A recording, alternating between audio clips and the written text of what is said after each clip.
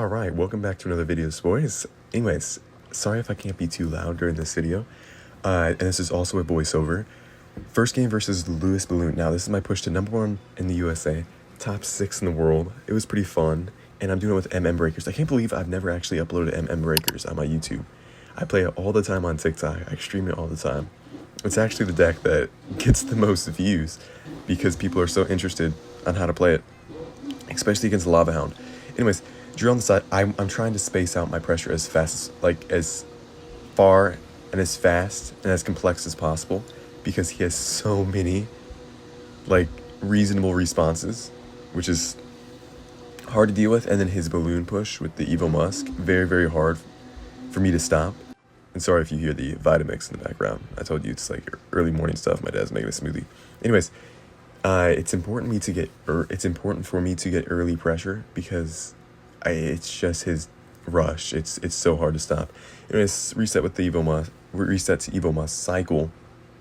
I knew I couldn't go in for a drill here. There's a good berry tower. I reset with Hilarious. I go low here with my Mighty Miner, predicting like a miner, and I know he wants to keep my Mighty Miner down with a miner.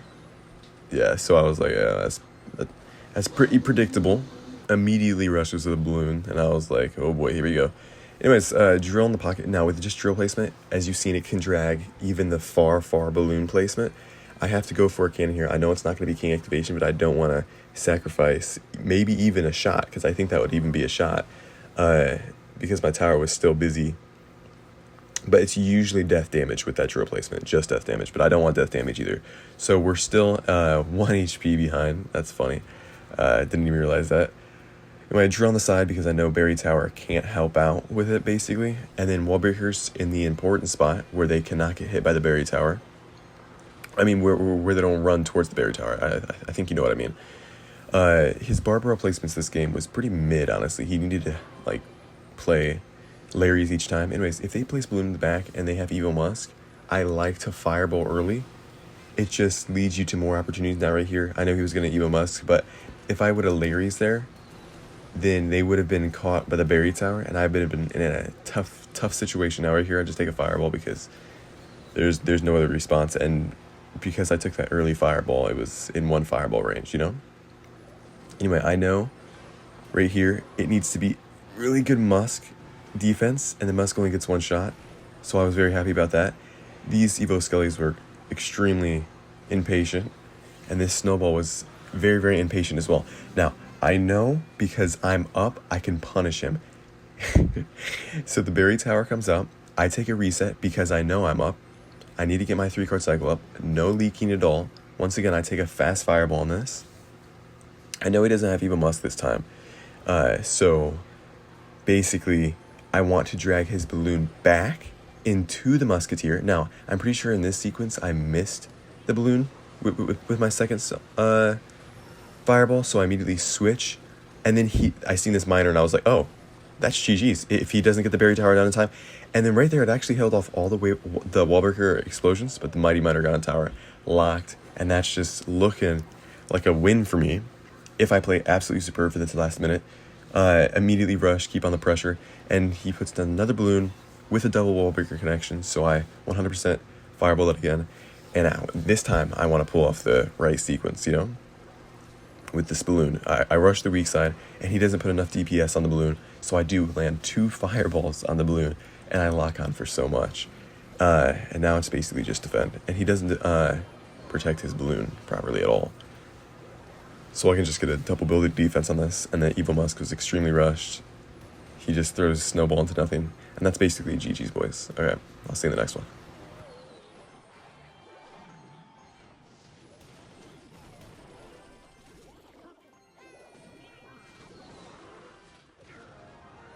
And in the game before this, I lost against EGW. You know, I'm not trying to hide that. It's just, it was an incredibly boring game. He was playing like Hog Freeze, Berserker, eye drag, normal EGW crap. But GG's to him. I just made one mistake against Hog, and then, you know, Freeze comes down and basically wrecks your whole career. But anyways, we're facing, I don't know this guy's name or what's his alias. I don't know what he goes under at all, but It's Graveyard without Tornado. Graveyard without Tornado, which is still a hard matchup for me. The Barbell is just a full drill defense, and he's he's always very, very aggressive with the graveyards. And right there, my log hit a majority. They kind of spawned away from my log, but I hit a lot.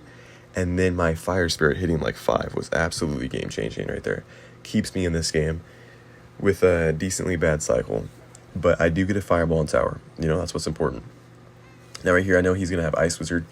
Ice Wizard is a really good counter to Wall Breakers in some situations, you know? In most situations, I don't know. But I know his Knight's out of cycle, so I do try to get a little bit of pressure here. I'm pretty sure, I know, yeah, I thought I knew he didn't have Tornado here. And I was like, so what does he have in place for it? And it's guards. So he has guards in place for Tornado, so I know he can't activate this game. It's still a really tough matchup though. Barbell and guards, oof. And then Graveyard Poison for just a Cannon's Larry's. It's pretty tough. It is pretty tough indeed. Now I know I have Evo Cannon here. I now can't Larry's because they would just be fed value basically. You're feeding him elixir if you go Larry's into that pre-poison. Now that was decent defense. I think I took like 2 Larry hits. It's hard to prevent those. Ice Wizard comes down. Now right here was it was a flawed switch, but it was a switch that made him respawn with an Evo Cannon. So I'm not too mad about that. Anyways, right here, Ice Wiz coming down. I cycle just Cannon because, you know, he's not going to switch up. Especially when I have same lane. He's definitely not going to switch up. Right here, I go into his Knight because the Fire Spirit won't get dragged by the Cannon. Right here, I take a Fireball because it's like, I have to start making pressure. You know what I'm saying? I go Wallies, and then I'm pretty sure I go like Mighty Miner at Bridge almost, right? Because I have to take out, yeah, tank, drill on everything. Now this drill was just to make pressure, and then I have to take out the stun, basically. And he starts to reset with a Knight here, and I hit the nastiest prediction. I like it here, let me give myself a pound of Becker. But I do hit the nastiest prediction, and it saves me the entire game, because as you can see, his pressure was built up to the max. Drill, drag back his tank, because that would have been an absolute GG moment. Evo Cannon down, Larry's down. Spirit, pretty sure too, or is it just a log to clean up the... Now, right here is actually really good Fire Spirit, taking out that just in time, because both of my things locked on something that was not the freaking Larry on my tower. Anyways, right here, I'm only like 40 damage down. Not too bad at all. Reset with Cannon. I realize that it's either same lane or nothing type thing, unless I can set like wall breakers for pressure opposite lane. But I know that I can keep with him pretty well with like drill fireballs, especially if my stuff gets stabs, but sadly there does not get stabs. It's just so hard to make Graveyard actual full defense, you know? Anyway, breakers to make pressure. He Graveyard at the same time, which was absolutely game-changing for me. He doesn't get the cannon down because he's too aggressive with his Graveyards. If I had to tell him a hint on how to play the game, it would be stop being so aggressive with your freaking Graveyards, man. You know, there's plenty of different play styles. Anyways, right here, little Goblinstein gets a few hits. We rush at the same time to make him respawn. Barbell comes out. I immediately drill. I immediately pre-fireball. Now, it was a bit ill-timed fireball. That's why I didn't get too much damage. Immediately rush again. This time, it's a good timing fireball. And then he rushes the same time. I'm telling you. And then I go Evo Breakers because I know Evo Breakers are something that you need multiple responses to. And now Goblinstein comes down. So does Ice Wizard. I'm trying to hold this Goblinstein away from my Mighty Miner so I can take out his tanks. And I do take out his tanks. Double Cannon down. Larry's down. Spirit down. He's not breaking through. And he's not breaking through too heavy anyways, right? He's getting a few stabs, but you can't hold off that. Anyways, GG's, boys. I played that absolutely phenomenal. Winning that by like 600 some damage. I'll see you in the next one. And now, if I'm being honest, I didn't deserve to win this game. I played really, really bad. I was watching in real life, actually. And then I didn't pause it for, like, the first half of the game. And then I was like, man, I need to lock in, especially since I need to give Charvent some respect here. He's an actually really good recruits player, you know? Anyways, Breakers, let's see his response. Right here, I try to hit prediction against, like, a Goblin gang. but it was guards, and you never want to pre-spell guards unless you're pre-spelling them with Arrow's Curse, which is crazy that you need that much just to kill guards. They're a bit OP. Ugh. Anyways, I want him to respawn to my breakers as many times as possible. I know I have to cycle cannon here. Now, once he lets me get a double connection here, I know that his hand was pretty sour, you know? I know that he was, and then he threw up the lagging thing, and I was like, huh. So maybe he's just having connections issues. And then right here, he actually does get the better of me because I was not locked in, okay? I was not locked in. Matter of fact, I see the breakers first. I immediately drill in the middle. This drill placement does drag all placements of the, whatchamacallit too. Anyway, he's being super aggressive here, and I miss a recruit, which is just absolutely annoying. And I miss a guard too. And this is where things start to get a little out of control, but my breaker does break through here. No pun intended. Firecracker does not activate King. She was preoccupied with a breaker. Now, I did take like what was like 1,000 damage? A little more than 1,000 right here, and then I mess up my spirit. You can basically you can take only one spirit goblin hit against that, and then I throw a fireball into the midst of nothing, and then he takes an arrows here on my wall breakers, and then it's immediately his game to win, you know, because I played that so bad. And here's where I paused real life, and I was like, okay, I need to rethink the way I'm playing this game instead of watching real life, which is an absolute banger of a love story. Anyways, drill front side, spirit 2. He blocks spirit with mighty miner. Yeah, pretty sure. Right here, I know he's gonna recruit Bridge or reset with him, and you know he falls into his urges and recruits Bridge, of course. Mighty miner up high. This mighty miner placement absolutely saved me the game, honestly. If he pre-arrowed me right here, then he probably would have won the game. But we do keep our cannon alive, and right here he's being extra aggressive with these with this goblin gang. Right here I pull off absolutely superb cannon placement, which you know you can't even teach that stuff. It's just you gotta know. Right here, if he pre-arrowed me again, it would have been really hard for me to defend that. Because I didn't pre-arrow me. If I did pre-arrow me, then I would have cycled Fire Spirit and then had my cannon ready for down low. But it's whatever. I rush at the exact same time he wants to go in. I know he doesn't have arrows. I throw Wallbreaker's Bridge. That was really good Mighty Miner. But this Mighty Miner switch still does allow around 200 damage when he switches, the time that the bomb needs to detonate. Anyways, Mighty Miner up high.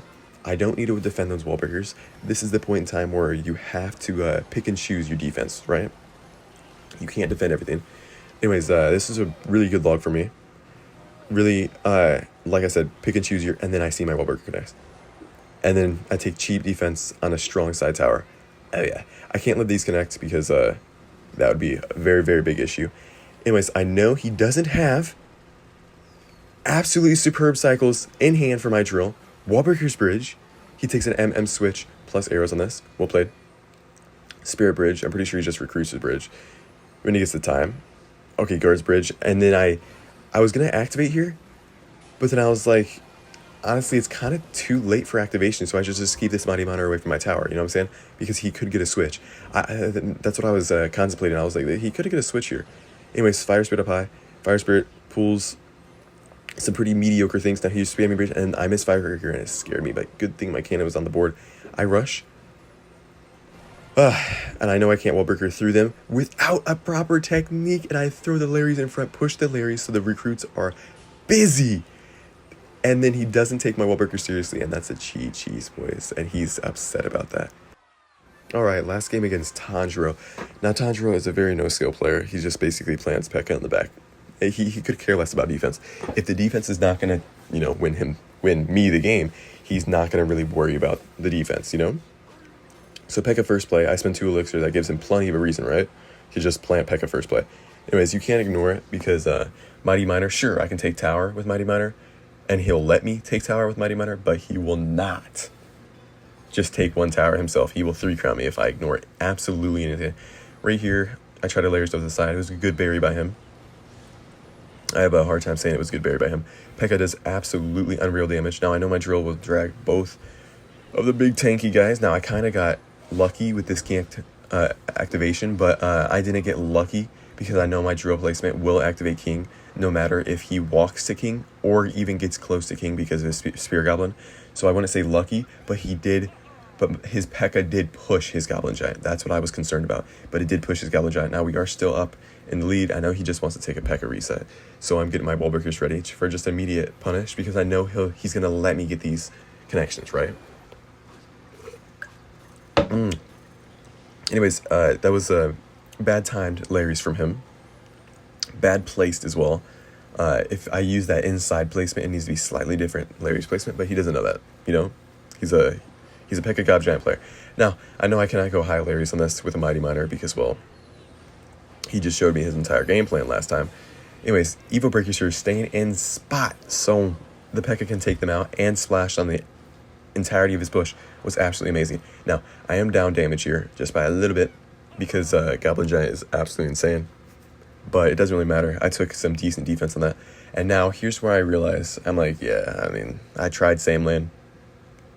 It's not going to work out. He's just going to reset with Pekka each time.